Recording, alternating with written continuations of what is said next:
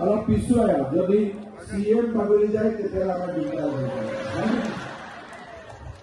আপোনালোক চব মেৰা সাথ বলিয়ে একেলগে কওক ভাৰত মাতা কি নৰেন্দ্ৰ মোদী নৰেন্দ্ৰ মোদী নৰেন্দ্ৰ মোদী অমৰ সিং টিছু অমৰ সিং টিছু বিজেপি বহুত বহুত ধন্যবাদ। জয় হিন্দ, বন্দে মাতৰম।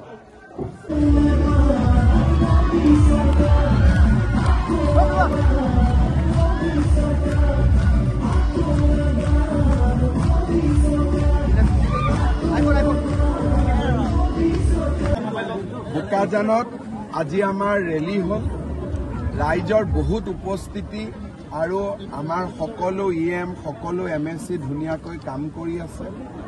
কেইদিনমান আগতে ক্লেণ্ডন নিংটিও আমাৰ পাৰ্টিতে যোগদান কৰিছে।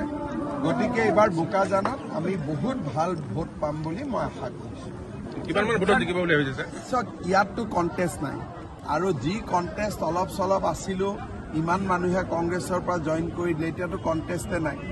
গতিকে গ'লকিপাৰ নোহোৱা জেগা কিমান গ'ল দিব পাৰে এইটো তেওঁলোকৰ কথা। কাৰ্বি আংলঙত এইবাৰ 80% ল'ৰা ছোৱালী মেট্ৰিক পাছ কৰিছে। যোৱাবাৰ যথেষ্ট ল'ৰা মেজিষ্ট্ৰেটো হৈছে।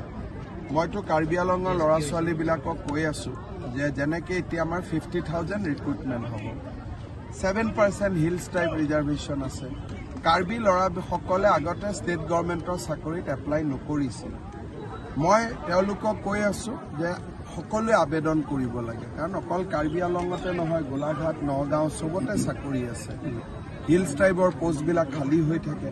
গতিকে সেই সজাগতাটো আমি আনিবৰ কাৰণে চেষ্টা কৰি আছো।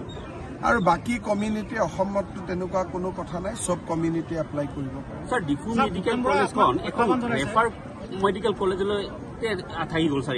এতিয়া 5 বছৰ হোৱাৰ পিছত পোষ্ট গ্ৰেজুৱেট আহে। এই বছৰ আমি ডিফু মেডিকেলত পোষ্ট গ্ৰেজুৱেট এপ্লাই কৰিছোঁ। এখন মেডিকেল কলেজ কমপ্লিট ডাঙৰ হওঁতে 10 বছৰ লাগে, কাৰণ প্ৰথম 5 years MBBS, তাৰ পিছৰ বছৰ MCI পোষ্ট গ্ৰেজুৱেট খুলিব দিয়ে, যিবিলাক ব্ৰাঞ্চ আছে।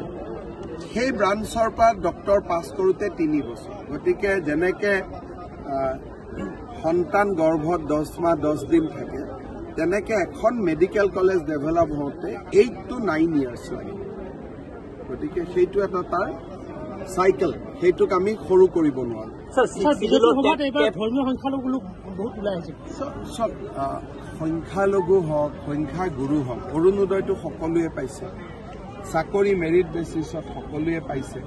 গতিকে মই ভাবো যে সকলো শ্ৰেণীৰ মানুহে বিজেপিৰ প্ৰতি আকৃষ্ট হৈছে আৰু ভাল চৰকাৰ, দেশত শান্তি আছে, কোনো কনফ্লিক্ট নাই, কাজিয়া পেচাল নাই, গতিকে মানুহ ডেফিনেটলি বিজেপিৰ ফালে আহিছে বা আহি থাকিব। স্যাৰ 6 শিডিউলৰ টেট উত্তীৰ্ণসকলৰ সংস্থাপনৰ কাৰণে কিবা ব্যৱস্থা কৰা টেটত 6 শিডিউলত যিমান চাকৰি আছে তেওঁলোকে নিজেই দিব পাৰে। এটা স্পেচিয়েল টেট হৈছিলে স্যাৰ, যিমানে টেট পাছ কৰিব, কিমান পোষ্ট আছে এইটো কাউন্সিলে জানে।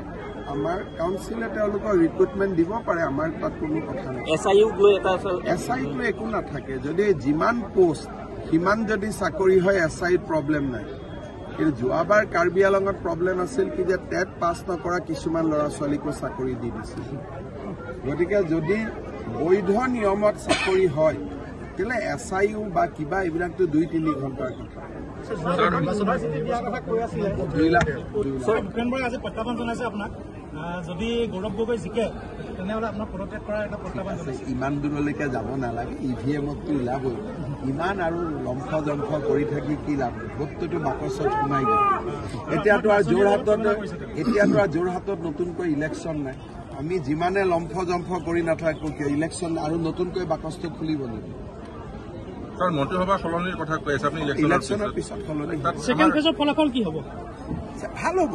ইয়াত আপোনালোকে নিজেই ফিল্ডত থাকে আৰু মোক সোধাতকৈ মইহে আপোনালোকক সুধিব লাগে ফলাফল কি হ'ব বুলি।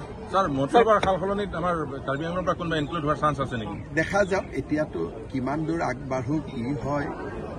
ইলেকশ্যন ৰিজাল্ট দিব 4 জুন, সম্প্ৰসাৰণ হ'ব আগষ্ট ছেপ্টেম্বৰ। তেতিয়ালৈকে ব্ৰহ্মপুত্ৰ দি বহুত পানী বৈ যাব।